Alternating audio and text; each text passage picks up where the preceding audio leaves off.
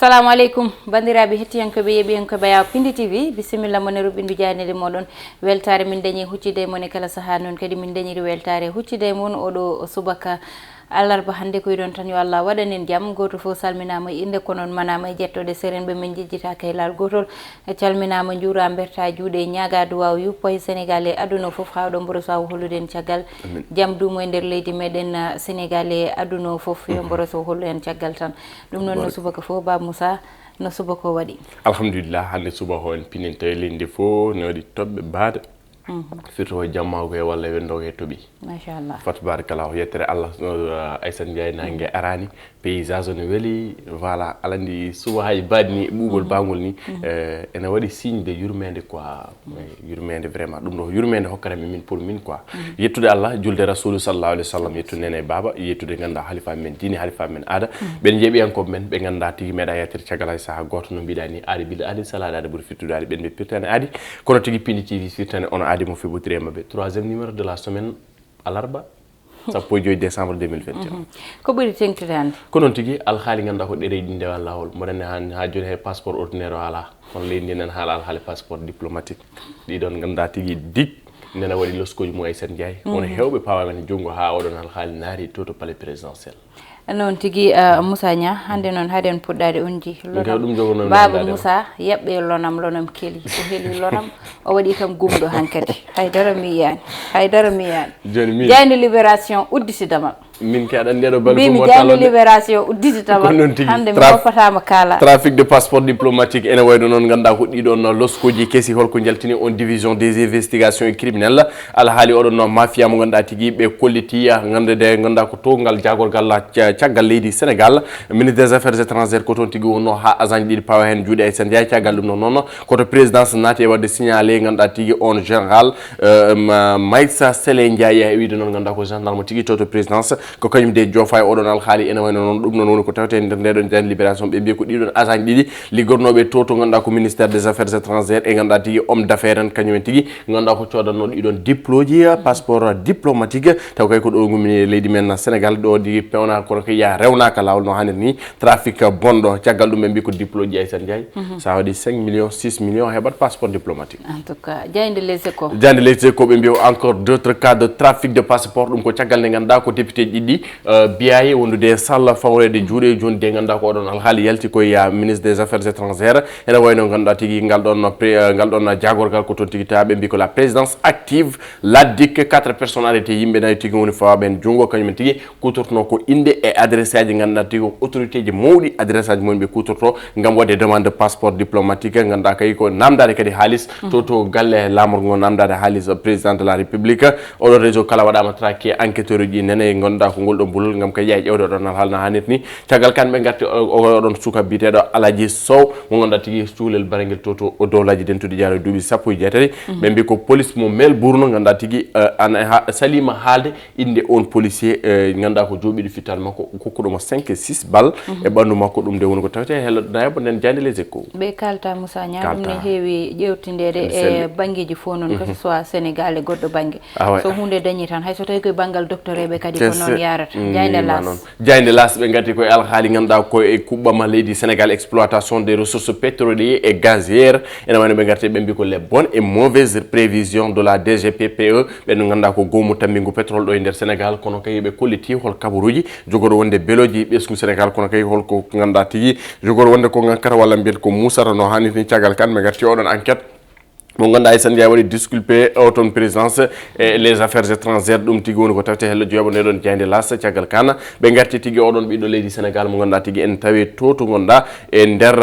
Algérie wonno kono kay ɓe berlima e oɗon désert Niger mo ganduɗa tigui o wuuri tigui mette o wuuri ganduɗa kay Aissata Ndiaye ko muusi ɓe mbi ko le déchirant témoignage d'un Sénégalais bloqué à Arly. En tout cas, Jayde Vox Populi. Jayde Vox Populi wi que le Sénégal se projette sur l'âge d'or du pétrole ene wayno alhaali pétrole o tigui ɗam noon kuɓɓama nguɗon gumu DGPPE kañum tigui en daari hen darde semmude ɓe mbi ko impact e oɗon exploitation ganduɗa tigui guittugol oɗon pétrole holko wawi jibande holko wonata ñencude mum wonande ɓesgu Sénégal ɓe mbi ko ɗiɗon gomuji ko wayno GTA SN wonde tigui ganduɗa ko kañumen tigui tambotoɗo ɗeɗon golle kono kay kala hitande ma kokko guinede tolno e 500 milliards temedde joyyi milliards ko preñmen CFA faade leydi Sénégal ɗum ko dawal ngal duuɓi capantati kamɓe tigi mbaɗata ɗum assuré e wiide jeynenkoɓe vox populi caggal kamɓe garte violence uji e nder duuɗe jangguirɗe leydi Sénégal duuɗe jaabi hattirɗe Aissata Ndiaye ene wayno teskama garmi gara to université Alioune Diop mo Bambey kono kay oɗon ngoɗon wuulago waɗi écho ha ganduɗa tigui nde ɓe mbi ko nde rew wulli worgo jaabi nde Alioune Diop wulli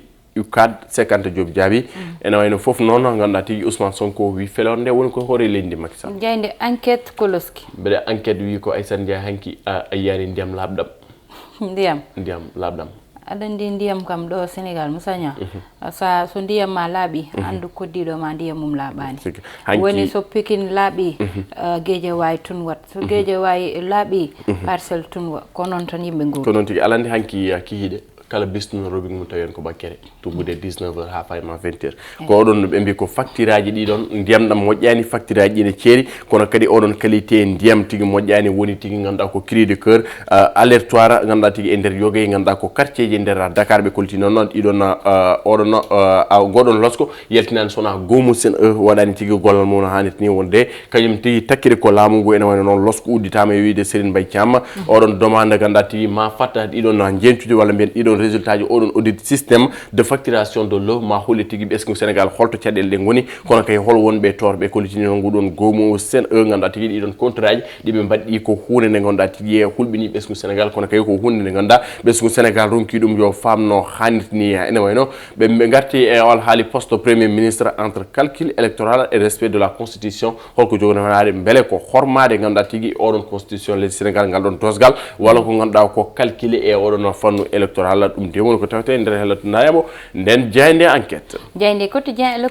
quotidien le quotidien nde Madiambal Diagne arti tigui ganduɗa koye ɗeɗon caɗele tawteɗe nder duuɗe jaabi kartirɗe leydi Sénégal violence dans les universités ɓe mbi ko laamu leydi Sénégal l'état sans franchise ganduɗa tigui o jaɓani tigui jumpute ka ɗon haala ene wayno ittude amical uji ittude ganduɗa ko dissolution des coordination étudiant ɗeɗon pelle kala ganduɗa tigui gomuji étudiant ji ɗum de ko laamu leydi Sénégal yi ɗum ittude ɓe mbi ko UCAD UGB wondude université Assane Seck mo Ziguinchor kañumen kala mbaɗi ballal faade université Alioune Diop mo Bambey e wiide professeur Mahi Diawo recteur mo Bambey ene wayno uwi ko kanko de kala ganduɗa ko décision pellital ƴettugal omo foti tigui hormade ɗum woni sababu yaaru noon kono de ɗiɗon étudiant ji mbi ko tati memata jeegom nanantaki ɗum noon ganduɗa tigui ngal kulalne ɓena walla ngal ɗon pellital ene jeeyide mabɓe ganduɗa ko ɓeɗon policier ji walla GMI ji groupe ganduɗa tigui d' intervention ɓeɗon tigui yo gummo e nder ngal ɗon dudal jaabi ha tirki wona tigui hunde ɓe jonni caggal kan ɓe garti Amnesty Karim Wade Halifa Ababacar Sall ɓe mbi ko la majorité s'engage devant le QDIS ganduɗa tigui nguɗon goomu gam de ganduɗa tigui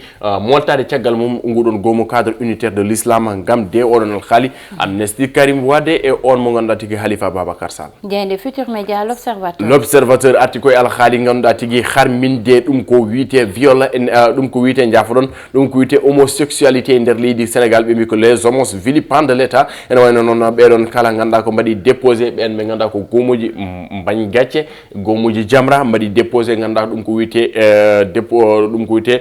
jencude demande ganduɗa ko criminalisation homosexualité nder leydi Sénégal ene wayno woni hunde appel à la communauté internationale de l'organisation des défense des LGBT ene wayno ɗiɗon gomuji noon tambi ganduɗa tigui gueɗe ganduɗa ko debbadi goto kadi kono kayya ɓe kolliti wona hunde nde ɓe goppatani e leydi Sénégal ɗum noon ma ɓayine to ganduɗa ko assemblée nationale leydi Sénégal ɗiɗon gomuji ganduɗa kay ko tammini foddeji kono kay gomuji islam kolliti tigui ko yacci ɗum yo siife nder leydi men Sénégal kono Cheikh Yérim Seck wi Aissata Ndiaye o so tawi on loi wotama ɗo homosexualité waɗama criminalisé ma won boycott économie sénégalais ɓen ma mbat boycotté ha laaɓa on économie men caggal kan ko nouvelle belɗo ɓe mbi ko Kalidou Koulibaly fuɗɗirima entraînement c'est bien jayde le soleil national arti tigui ganduɗa ko ngal ɗon potital bannogal to centre international de conférence d'Abdou Diouf mo Diamniadio e gardogol hoorejo leydi lamtoro Bourguédé Macky Coumba Thimbo gam kay wadde décoré ɓen ɓe ganduɗa ko dignitaire en mawɓe ɗo e nder leydi men Sénégal ɓe mbi ko grande chancellerie ene wayno noon hina tolno e temedere capanɗe jeenayi e jeeɗiɗo ko ganduɗa ko 197 dignitaire ko kañumen de mbaɗa élevé aux ordres national ganduɗa tigui ko ordre national de Lyon chevalier national de Lyon kamɓe kala mbaɗama décoré kikiɗe hanki o ñalawma hanki o e gardogol hoorejo leydi ndi Macky Sall ɗum wonno koto Diamniadio caggal kala ɓe gatti oɗon nguɗon gomu convention étude Sénitran ene wayno kamɓe mbi ko 2000 taxi ganduɗa tigui ko kañum foti wonde renouvelé oɗon parc ɗum ne tawi ganduɗa hello sappo e nayyi nde ɗon jayde le soleil national caggal ɗum jayde stade coftal ɓalli uddata dama stade e on entraîneur Odrak Lax wiyete ko Aliou Cissé ɓe mbi ko foti tigui wadde dévoilé ɓen ganduɗa ko nogas en nayo ganduɗa ko wadde foti wadde dévoilé ɓen ɓe ganduɗa ɓe foti yadude coupe d'Afrique des nations ɗum foti wonde ko ñande nogas 9 décembre ene wayno noon Aissata Ndiaye heddi on coupe d'Afrique des nations ko 25 jours balɗe nogas joyi donc heddi ganduɗa tigui yimɓene jaa to ganduɗa ko leydi Cameroun ƴettoyde oɗon coupe d'Afrique des nations caggal ɗum ɓe garti tigui ganduɗa kay oɗon Kalidou Koulibaly ɓe mbi ko déjà 7 sélectionneurs remerciés ɗum noon ko caggal ɓe mbi que c'est mal parti pour les techniciens. Absent depuis le 1er décembre, Kalidou Koulibaly a repris la course. Donc, nouvelle belle de Fade Gandatigi, Lady Sénégal Fade Besmoum, Bembiko Edouard Mendy, 11 FIFA FIF Pro de l'année 2021. Edouard Mendy, ko goto ɓiɗɗo Afrique najo tawtede oɗon liste. Woni ko tawte nder Diaynde Stade ɗum rendi woni ko sifa kala garane Diayndeji leydi Sénégal. Non tigi Diaynde Stade uddidamale oɗo subaka larba hande ko uddide e ɓoore wonde woni banggal gueɗe rendo e oɗo subaka noon Moussa Niama arte banggal passeport diplomatique ganduɗa oɗo sahani wawi wiyede tan ko bombu mo ganda so waɗi explosé ama nawara hewɓe ha saabi enquête o ɗo joni nana yaha kono kadi wonɓe ganda indeli mumen nani curte en Moussa Nia yimɓe andaɓe yimɓe ganduɗa yete hande ko heptina paɗano koye ɗum ɗo fo indeli mumen mataw nani cuuɗi ɗo yete ɗum ɗon fo woni ko ganda ko enquête o yaltini ɗum kono noon sa ƴewtinde Moussa Nia ene wawi wiyede yiyanoma guila adan wiyanoma so tawi enquête o rewama ma woɗɗo ganduɗa yete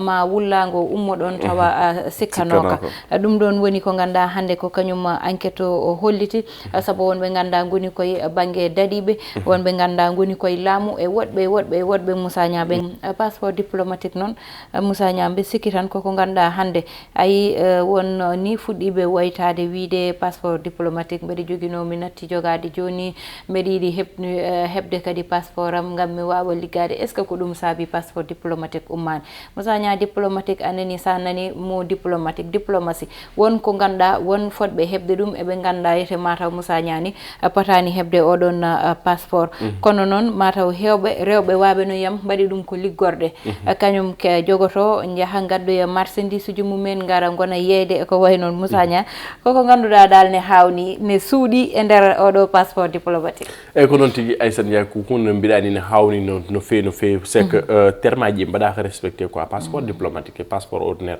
mo gonda ko poɗɗa jogade an république du Sénégal jaaha Joppal walla jaaha Guédio e pewnoɗa ɗum e mo gonda ko on diplomate mo gonda tigui état ne wawi sohlude ɗum à tout moment ene wawi ganda ko sohlede Suisse ɗon e ɗon walla sohle Belgique janggo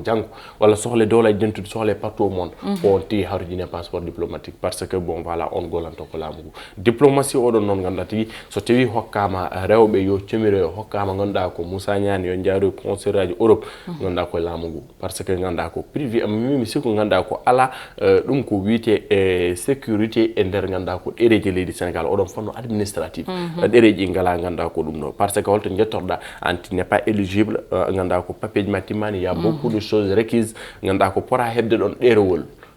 sa ari soɓe namdima papier ji ma to goni a wi min de papier jam nen en manki papier goto donc alan ponda waɗe rejeté wiyeɗa ya ƴewoy papier ji ma ha timma gara kokkeɗa mais sa joni wiye grand min mbaɗa wawi hokkudema ujunaji jeegom wima waɗa ujunaji jeetati kokka ɗum ujunaji jeetati rewnan réglement papier te rewnani ɗum lawol donc en matière d'administratif sont les écrits qui parlent et aussi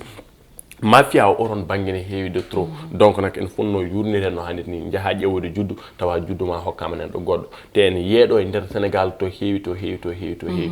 donc nak ɗeɗon gueɗe ko wayni vraiment ne foti dokkade sinon bon nattaɗo wadde risque quoi parce que daara leyɗele keddiɗe foof jomum hokkata carte de séjour mais daren hay étranger ji kam fo ɓe jogui nationalité sénégalaise ɓe jogui des cartes d'identité wote dawa gonɗa ti mbiya Abdoulaye Wade kañumen mbima Macky Sall mbiya Khalifa Sall mbima Sonko ani ganda ko goɗɗo caggal leydi o an étranger onon pore leydi ma et c'est anormal en tout cas ne hamni Moussa Nia koko ganduɗa nani nder leydi ndi tigui te koko jiiɓi tan oɗo saaha enquête o noon ma yaltin goɗɗum Moussa Nia wonɓe ganduɗa oɗo saaha ɗanaki saabu so wiyama hebde passeport diplomatique ma neɗɗo totta million ngaji 5 walla million ngaji 6 Moussa Nia ganda oɗon wona Aissata Ndiaye mo ganduɗa so fini poset mum temedere wonten walla 50 ɗi soodi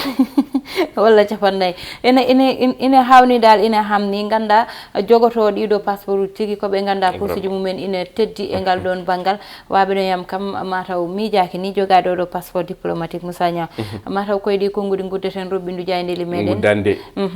guddani londe